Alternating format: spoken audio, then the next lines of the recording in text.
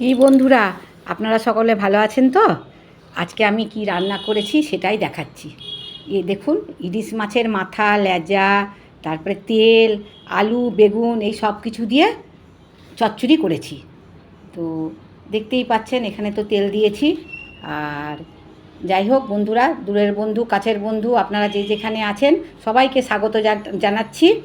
আর আশা করি আপনারা সকলে ভালো আছেন, আমরাও ভালো আছি। তো দেখুন, আমি রান্নাটা শুরু করে দিয়েছি।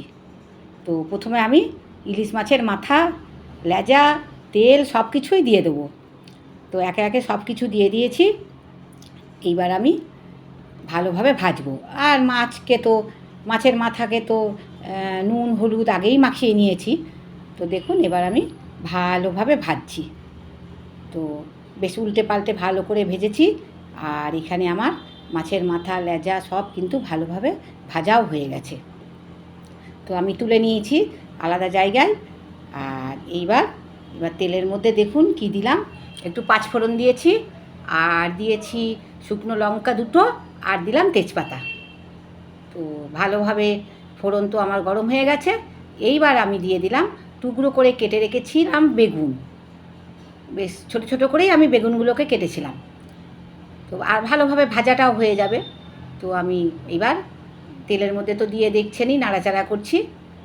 আর এবার একটু বেশ ভাজা হয়েছে, বেগুনটা একটু বেশ ভাজা ভাজা হয়ে গেছে। এবার আমি দিয়ে দিচ্ছি দেখুন আলুও ঠিক টুকরো করেই আমি কেটে রেখেছি, খুব যে বড় করে আলু কেটেছি তা না। বেগুন যেরকম ছোট ছোট, আমার আলুও কিন্তু সেইরকমভাবেই আমি কেটেছি। আর বেগুন দিয়ে তো ইলিশ মাছ তো খেতে তো দারুণ লাগে। তো বুঝতেই পাচ্ছেন, আমার আজকে চচ্চড়িও খুব ভালো হবে। আর আমি দিয়েছি, এবার দিয়ে দিলাম একটু পেঁয়াজ, খুব একটা না, একটা বড় পেঁয়াজই আমি কেটেছি, খুব অনেক যে পেঁয়াজ দিয়েছি তা না। তো এবার আমি পেঁয়াজ দিয়ে দিলাম। তা পেঁয়াজটা বেশ একটু ভালো করে ভেজে ভেজে নিলাম। দিয়ে এবার আমি দিয়ে দিচ্ছি একটা টমেটো। তো টমেটো দিয়েছি, আর দিলাম 4-5টা কাঁচা লঙ্কা। এবার দিয়ে ভালোভাবে আমি আবার নাড়াচাড়া করছি। তো একটু ভালোভাবে পেঁয়াজ, আলু আর বেগুন তো অল্পতেই হয়ে যায়। তো ভাজা ভাজা হয়ে গেছে। এখানে আমি দিয়ে দিয়েছি দেখুন হলুদ গুঁড়ো, জিরে ধনে গুঁড়ো, আদা, আর দিয়েছি কাশ্মীরি লঙ্কার গুঁড়ো। এই দিয়েছি। ওটা কিন্তু শুকনো লঙ্কা, ঝাল লঙ্কার গুঁড়ো না, ওটা কাশ্মীরি লঙ্কার গুঁড়োই আমি দিয়েছি। খুব আমি তো ঝাল করব না। তো এইবার আমি দিয়ে দিলাম নুন দিয়ে দিলাম। তো নুন দিয়ে দিয়েছি, আর আমি দিয়ে দেবো এবার একটু চিনি।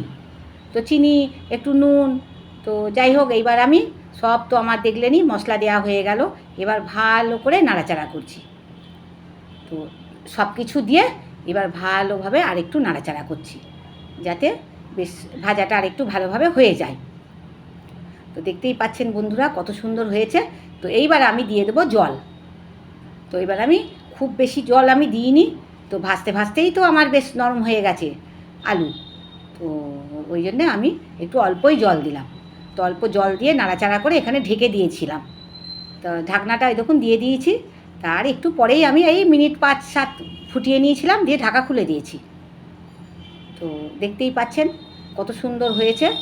তো এবার আমি আরেকটু তো নাড়াচাড়া করবই। তো এখানে আরেকটু নাড়াচাড়া আমি করে নিচ্ছি, একটু আস্তেই করছি, কেননা নাড়াচাড়াটা কারণ হচ্ছে বেগুনগুলো তো বেশি ঘেটে যাবে ওই জন্যে। তো এইবার আমি দিয়ে দিলাম দেখুন মাছের মাথা আর লেজা। এবার আমি দিয়ে দিলাম, দিয়ে এবার আবার আমি কিন্তু একটু নাড়াচাড়া করে নিচ্ছি, বেশ হালকা হাতে দেখুন আমি নাড়াচাড়া করে নিচ্ছি। কেননা আমি মাছের মাথা একবারে আমি ভেঙে গুঁড়িয়ে এরকম করে আমি রান্না তো করি না, ওরকমভাবে দেবো না। তো যে মাছের মাথায় আমি রান্না করি অত আমি ভেঙে দিই না, কেননা খেতে একটু অসুবিধা হয় বাড়ির সবারই। তো আর আমি বলি যে আমি তো আমার মতন করেই রান্না করি। তো এইবার আমি আরেকটু ঢাকাটা দিয়ে দেবো, যাতে মাছের মাথা একটু নরম হয়ে যায়। তো আর একটু ঢাকাও দিয়েছি, এবার আমি ঢাকাটা খুলেও নিয়েছি। তো এখানে দেখুন বন্ধুরা বেশ সুন্দর আস্তে আস্তে ফুটছে। আর এইবার আমি দিয়ে দিলাম, রান্না তো প্রায় কমপ্লিট হয়ে গেছে, দিয়ে দিলাম একটু গরম মশলার গুঁড়ো। আর আমি এখানে দিয়ে দিয়েছি দেখুন ধনে পাতা কুচি আমি দিয়ে দিয়েছি। তো দিয়ে এবার একটু নাড়াচাড়া করছি। আর এই রান্নাটা তো একটু শুকনো শুকনোই হবে, আমি তো ঝোল ঝোল রান্না করব না, একটু শুকনোই। তো এবার আমি বেশ সুন্দর করে নাড়াচাড়া করে নিয়েছি। আর এইবার আমি দিয়ে দিলাম কিন্তু একটু কাগজি লেবুর রস।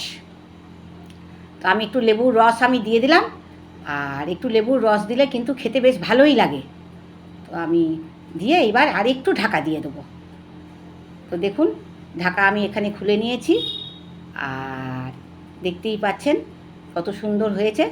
আর আমি কিন্তু এইবার কড়াই থেকে অন্য একটা পাত্রে এখানে আমি তুলেও নিয়েছি। তো বন্ধুরা, আমার এই রান্না আপনাদের কেমন লাগছে জানাবেন। আর এটা তো যাই হোক, মাছের কাঁটা মাথা এইসব দেয়া, তো ভাতের সঙ্গে খেতেই ভালো লাগবে। তা আমরা তো ভাতের সাথে গরম গরম ভাতের সাথে খেয়েছি, অপূর্ব খেতে হয়েছে। তো আপনারাও এরকম করে রান্নাটা করে দেখবেন, তো খেতে মন্দ হয়নি, খুব সুন্দর খেতে হয়েছে। আর আপনাদের যদি ভালো লেগে থাকে অবশ্যই লাইক, শেয়ার, কমেন্ট অবশ্যই করবেন। আর অন্য কোনো রান্নায় আবার দেখা হবে আপনাদের সাথে। আজকে বন্ধুরা।